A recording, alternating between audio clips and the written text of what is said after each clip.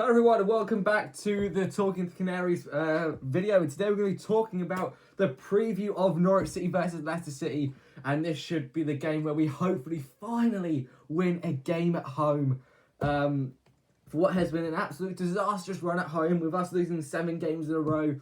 And yeah, it's unbelievable what's been going on. We've had tennis balls flying over. We've had it all outside the director's box, and with Liam Manning putting stuff out left, right and centre in the press conference today about how the protests aren't, good.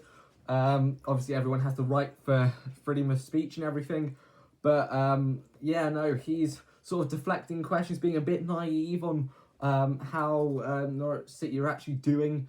And to be honest, there are sparks here and there, as we saw against Sheffield Wednesday, with Kavis Gordon scoring that goal with a brilliant through ball in from Pele Natson to Josh Sargent, with him tucking it over all the way to Kavis Gordon and with him slotting it in. But just getting a point against Sheffield Wednesday, in my eyes, is not enough.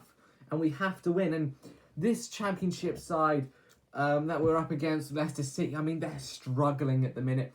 Possible points deductions. Manager looks like he could get sacked if he loses today, well, tomorrow.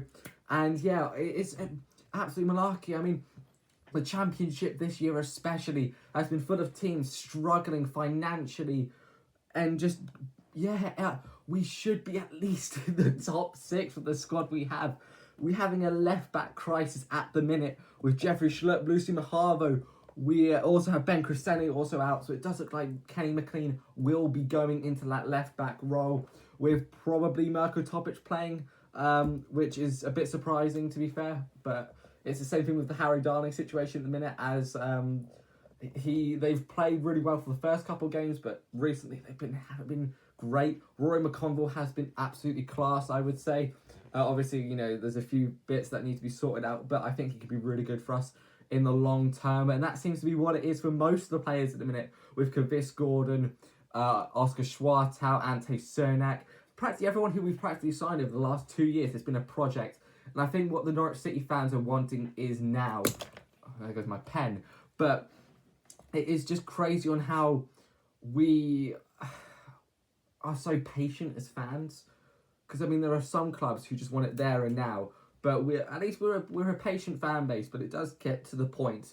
And I still think Ben Napper needs to go, same with Liam Manning. But with Liam Manning going, who would replace him? Probably Michael Carrick, it looks like, according to some reports. And also Russell Martin.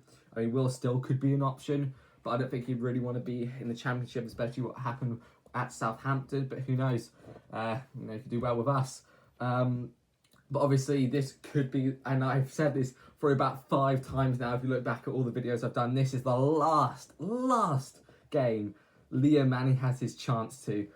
There has to be a change during the international break. We've got at least 2 weeks of potential change we could make. And Mark Attanasio has the money to do it. He has billions of pounds where he can just say, you're gone, you're gone, you're gone.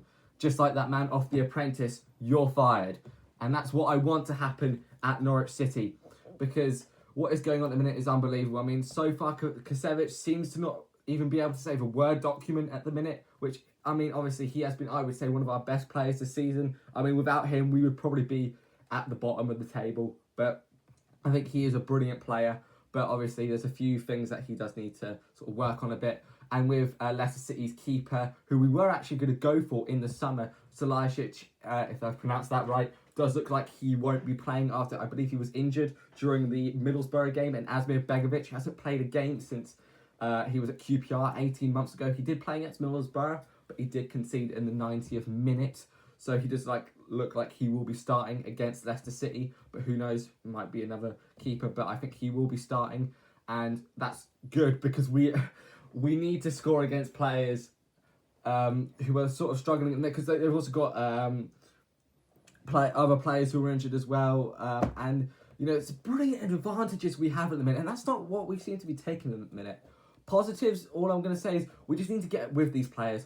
I don't know if they don't want to play for the gaffer, but I mean, Shane Duffy did have a talk with Liam Manning about that whole situation with the whole water bottle thing and how he was shouting at him, but it just looked like the situation has been resolved and he will probably be starting tomorrow. But yeah, no, we just need to get behind these players, and I know that's hard to say, but we do, because you can't be kicking someone when they're down. You've got to lift them up.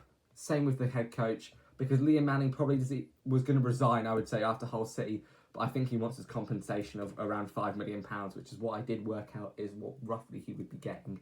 So, yeah. Anyway, what are your thoughts? Thank you so much for the support recently on the videos, and yeah, tell me what your thoughts are in the comments below. And hopefully we do well. Come on, you Yellows. I might be making a matchday vlog tomorrow. But yeah, I'll see you then. Come on, you Yellows. Come on, the boys.